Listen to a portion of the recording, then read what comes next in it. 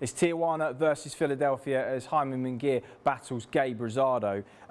Rosado's had a bit of a resurgence after that amazing knockout of Bektemir Melikuziev. Jaime Munguía is, of course, a massive step up, but we've seen Rosado take on these challenges time and time again, haven't we? This is his bread and butter. He loves this. The harder the fight, the better you see from Rosado. He really gets up for these occasions, and he's a handful. He's going to have to be at his best to beat Munguía, who, for me, is a tremendous fighter. He really is. He's always switched on. His ring IQ's bang on. He just approaches the contest with such willingness to win. You know, the variation he shows in the fights is fantastic. And like I say, he just breaks his opponents down. But Rosado, he brings it. Fought some very good fighters in Peter Quillen, of course, a prime Golovkin as well.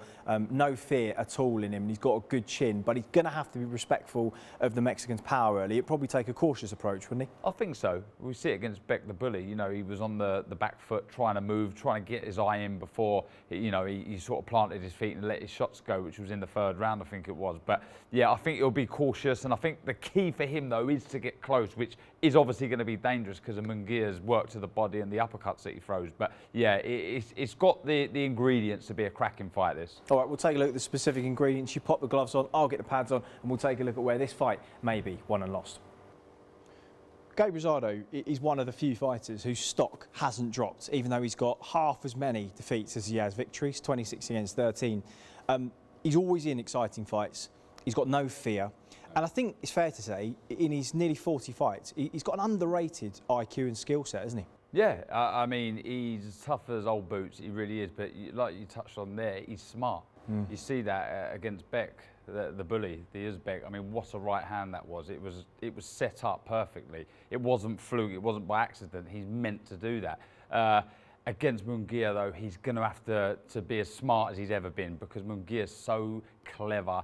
His ring IQ is ridiculous. The way he breaks you down, the way he softens you up with jabs, it is perfect. And the way he loops in the beautiful lefts to the body, so typically Mexican, with them long lefts to the body followed by the uppercut. So I expect a lot of work from Munguía early to be behind that tough jab. I think Rosado's going to try and be smart and move and keep out of harm's way, but eventually, for me, he has to get tight. Sort of almost make that his safe zone. Get in close there and try and outwork Munguía. Let's take a look at a couple of those combinations from Munguía that you mentioned just there. Often throw like a big kind of arcing right hand in, long and rangy, and then, as you say, that thumping left hook to the body, and then he'll often come up the uppercut up the middle, won't he? Yeah, it's beautiful. I mean, it is so typically Mexican, like I say. Shades of Mickey Ward, you know, a beautiful body puncher who used to come up with the uppercut. So he'll overcommit with the right hand, then he'll go bang, bang. It's a beautiful shot, so long, and follows it up with that short uppercut. Someone like Rosado, who's naturally, he's shorter than Munguía, sorry. So when you crunch in those body shots, the natural reaction is to hunch down like that, and you sort of bring yourself onto that uppercut. So one more time. Bang, bang. And then he'll stab that body hard afterwards with a jab. After combinations, he'll sometimes just stick it in hard to let you know. It's a really smart move, that is. We talk about the IQ. It's about kind of just positioning your opponent where you want them to. Not only does it hurt straight into solar plexus, it's just getting that position, getting that control of the distance as well. So, bah, bah, bah, just pushing you off of that shot. And they hurt. As the rounds go on, and you're the aging fighter like Rosado is, and you're getting them stiff jabs into the body, they really take their toll. You know what it's like to be an aging fighter as well. Gabriel Rosado has a habit of going down early in fights. I don't think anyone at home should be surprised if we see him hit the deck early in this fight. But he has a habit of recovering well and a habit of becoming problematic for fighters. And he's also got a history of dealing with bully fighters pretty well. Peter Quillen pushed him back in the second half of the fight. Even against Selecki, he was down early, put him down a couple of times later in the fight, nearly got the job done.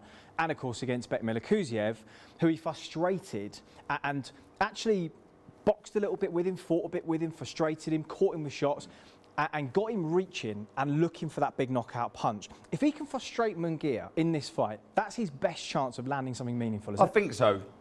Though he's a tough nut, we've spoke about this, he's smart. And what he'll do is he'll try and frustrate you. I guess he's collecting data. You know, he's moving, thinking, oh, let's see what my opponent's doing. You know, let them overcommit with their shots, and he can resort back to what he does best, and that's get stuck in. So he might move, he might poke out a few jabs himself, but once he gets in there, he will try and look for that right hand that he landed against Beck. If Munguía, though I don't believe he will, like Beck did, overcommit, he will look for that right hand, Rosado. Actually, weirdly, the way you're standing now is how Rosado stands. He's got that front foot quite far. He actually has that weight quite far back, and he is in that classic kind of Philly shell defence. He sometimes narrows up, he sometimes closes. But that means that you've got to come to him if you want to land a shot. Yeah. And that means that when he then steps back out of range, as he did with Melikuziev, he inched back, he gave him the low left hand to bait him into something. Exactly. And then Melikuziev loaded up with that left hook and bang, right over the top. Straight over, and you don't see that. It's almost, though it's got longer to travel, the right hand over the top, you sort of hit a blind spot. You come over the peripheral vision and you can't see the shot coming. Yeah. And of course, when you're winding up, that's got a lot of power, and he turned Melikuziev as he was rotating through the shot as well, which is always... Exactly, when you're bringing yourself in with that momentum, it's very hard to sort of move your head as well. So if Munguía does overcommit with the feet, comes rushing in, it's hard to sort of then move your head out the way, you'll walk onto the shot. Yeah. I think sometimes we think of Munguía as just a bruiser because he puts his hands together in such a raw way and he puts so much into the punches. But actually, when you slow the footage down, you look at some of the subtle things that he does. Very, very smart fighter, isn't he? Yeah, he's setting traps all the time. I mean, he throws a lovely sort of a faint right hand and then he'll bring it, arch it right into the body. So you'll get the reaction. So feint to the head, bang, straight in. He'll curve it straight into the body. And he can also arc it up as an uppercut. Yeah. So feint the right hand, bang. So yeah, straight in the middle of the midsection there. And I mean, again, when you're the aging fighter like Rosado, they really will take their toll. Yeah. The other thing is we saw against Liam Smith, who defensively is a very hard fighter to unlock. Very, very disciplined. Hand positions is always impeccable. He knew he'd have to think 2 or 3 moves ahead of Liam Smith. Does something very, very clever with the guard pull down. We see the Ukrainians use the guard pull down. Which is ultimately, you reach out with... So I'll move you over this side. So look, if I go to pull your arm down there and push you down there, what's your natural reaction? Well, you think a left hook's coming, don't you? So you would overreact, come up here. Exactly. The natural thing to do there would be pull the guard down, come back to the head. So what he does, he makes you think that the left hook to the head's coming, pulls it down, drops it to the body. Yeah. He's so smart. You know, he's setting a trap on a trap. You know, he's a couple of moves ahead of you. So you're doing what you think you should be doing is correct and getting caught with a shot. Yeah. So in summary, it's about whether Gabe Rosado can take the sting out of the Mexican's tail, frustrate him to try and give himself some opportunities later in this fight. And for Munguía, of course, he's going to be in charge of the offence you'd expect, and it's about how effective he can be with that. Yeah, how much does Rosado have left? How much will and desire does he have left? He's smart, he's tough, but he's going to have to put it all into play if he's got any chance against Munguía. Yeah, well, he's earned his shot, hasn't he? One of these two will come out victorious on November 13th.